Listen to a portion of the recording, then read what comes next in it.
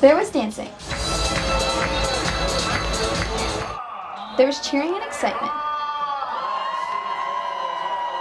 There were frisbees to throw and pyramids to climb. But more than anything, there were robots built by students passionate about FIRST. In FIRST Robotics, or FRC, teams build a robot to meet specific criteria and complete the designated challenge for the year. This year, the challenge was to throw frisbees into goals at different heights and to climb to different levels on a pyramid. It's really energetic.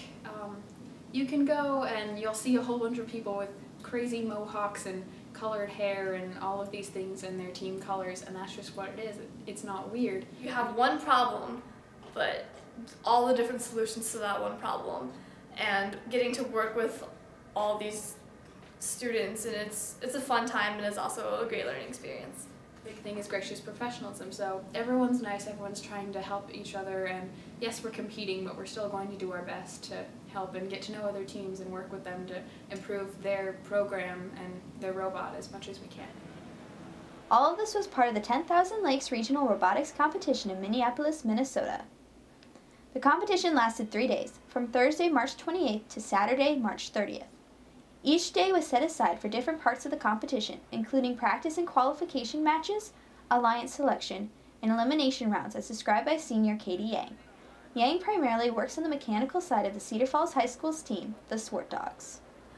Thursday is a practice day, and a lot of teams are still doing final tweaks here and there, and it's a day for new teams to get inspected and make sure the robot is legal and make sure the robot can communicate to the field. And then Friday you start your qualification matches, so you get randomly partnered into an alliance of 3 robots, and you go 3-on-3. And if you win your match, you get 2 qualification points. If you tie it, you get 1. If you lose, you get 0. And that goes through Saturday till noon. And by the end, you'll get your rankings of robots. And then Saturday, there's an alliance selection where number 1 picks their partner, and number 2 picks their partner, and number 3 picks their partners, and it goes down to 8, and then comes back to 1. And then those are your partners for elimination, and then those are your alliance that you play together to see who comes out on top. The competition was full of success for the Swartdogs. The team brought home the Safety Award, Chairman's Award, and was a regional winner for the 2nd time this season. A lot of time and preparation went into making these awards possible. Lauren Harder, a sophomore on the team, is one of the team's safety captains and has played a huge part in this preparation. For regionals, we have to pack and make sure that everything is there, and we bring a lot of our extra supplies because a lot of teams don't really necessarily have what they need, and as an older team, we're there to help everyone out, and so we do our best with that. And then for chairmans, we prepared, I wrote a 10,000 character essay for the award, and then we also had to submit pictures along with that, and then we had to give a presentation. So I worked on that with Charlotte Brandenburg and Shrinu Janwada, and we did a presentation, and it was 5 minutes of us telling them our story and then 5 minutes of answering questions. One of our mentors got tears in her eyes because it was so moving and it really captured our story.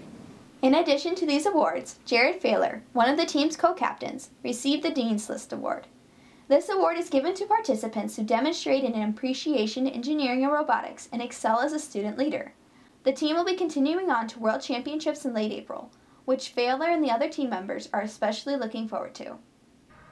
Coming from other sports, I'm usually pretty competitive, so it's interesting to see how people are tackling the problem and then how they actually perform in the competition. I know that there are a lot of other robots better than ours, and one that can climb in like 6.4 seconds flat, and so it's going to be a little ridiculous to see.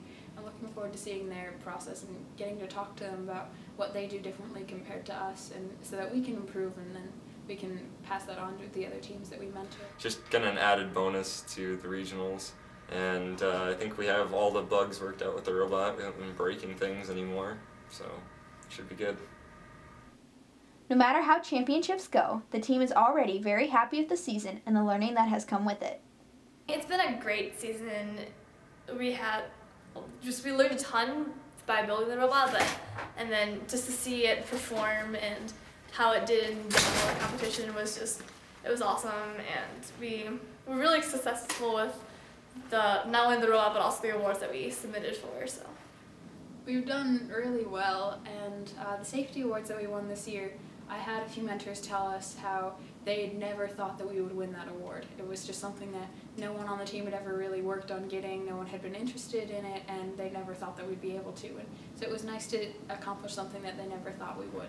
It's nice to see it work at the end of the year, and I guess we've been fortunate with the success we're having that kind of adds to it a bit.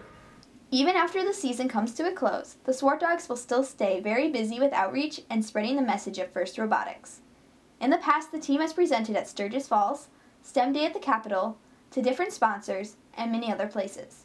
In addition, the team has hosted a FIRST LEGO League regional qualifier multiple times, where the younger LEGO League teams can see the robotics team in action.